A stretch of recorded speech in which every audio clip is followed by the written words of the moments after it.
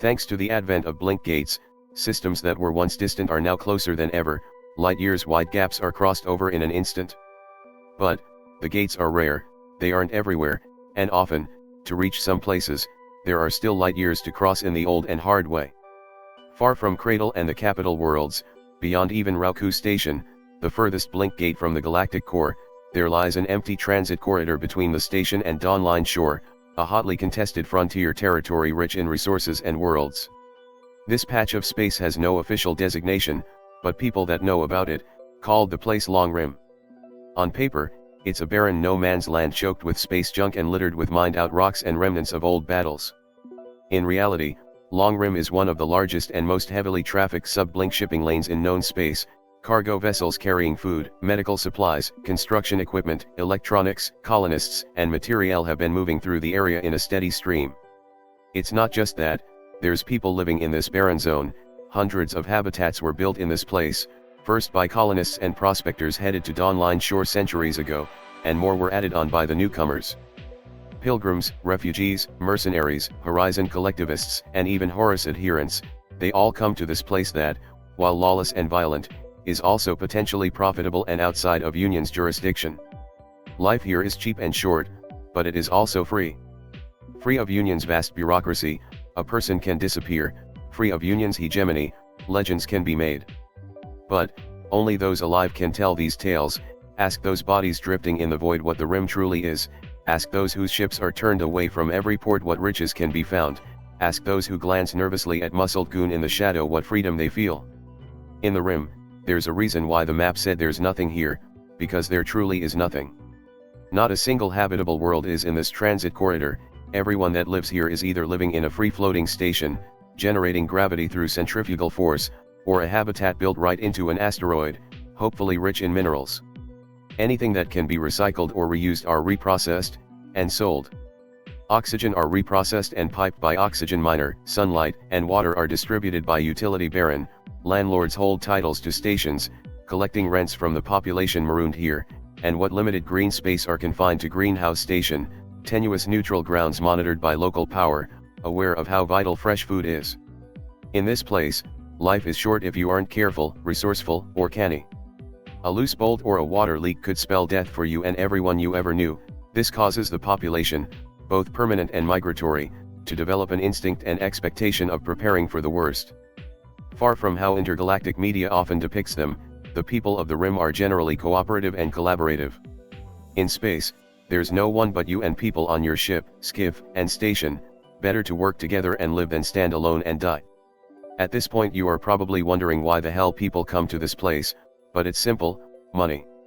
With the countless vessels that travel through the Rim, there's riches to be earned off them by providing services to those that move through the Rim and living in the Rim. Fueling point, trade bazaar, shipyards, smuggling havens, barracks, and myriad other things, mostly provided by enterprises, the closest thing to a government in the Rim, but really they are mostly just powerful syndicates. Of course, not everyone could provide these services. They ask for a traffic fee instead. With billions of cargo shipping through the Long Rim, nobody will miss the couple millions that got left behind. Looting of colony ships and Corpro vessels are rare, but dramatically more common in the Rim than anywhere else. Without a gate, a travel through the Rim is required, so any private, state, and Corpro ventures either mark Rim-based pirates as a threat, or simply a predicted cost of doing business here.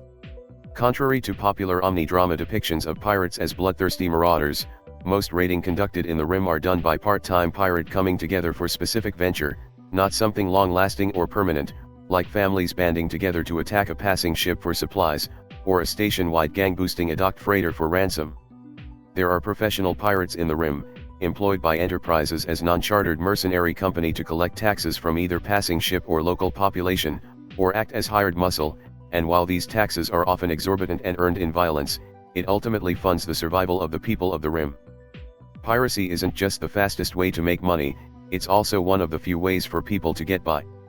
Of course, the spoils only trickle down, and their distribution is far from even. This also means that any attempt to pacify piracy is not just costly, time-consuming, and dangerous, but a heavy-handed approach might end up leading to the death of dozens if not hundreds of families waiting on unregistered stations for their lifelines to return. Well, that, and it's rather easy for someone to hide in the rim when they don't want to be found. While private ventures and small corpo vessels are often victims of piracy, missions and expeditions launched by major power like interplanetary shipping North Star, Harrison Armory, and Karakan trade baronies, are often left unmolested by pirates, not just because of the security they brought, but also their power to find whoever fucked around and made them find out. The Long Rim is a place that eats hopes and dreams. Plenty of people comes to this place with the expectation that they could be the lucky few who will get to the top. Most of them will be drifting in the void or stuck marooned in the rim, but there are those whose luck and wit truly bring their dream into reality. And to people who want to avoid the encompassing reach of union for as many reasons as the type of people in the rim is a place to not just disappear, but also thrive when fate favors you. It's just as likely for someone to disappear permanently, however. The only people who are truly free in the rim are those who made it to the top, sitting over piles of stolen wealth and bodies of other climbers. Maybe you can make it if you come to this place, maybe you don't, but you can't know for sure unless you experience the rim. How fate will favor you is uncertain, but one thing is certain: time is running out for this place. Dawnline Shore is a region of space full of resource-rich worlds, and a blink gate is being constructed right on the other side of the rim for it. There won't be any ships passing through the rim when it's completed. It's simply not profitable enough. Maybe people will still come here to avoid Union's attention, but things will eventually reach an unsustainable point. Like every high point in history, eventually, even the rim will dry up. Hello there, if you like this video, please subscribe to my channel and click that notification bell button. If you really want to support my channel, you could visit my Patreon page, or buy me some coffee, links in the description. Anyway, have a nice day.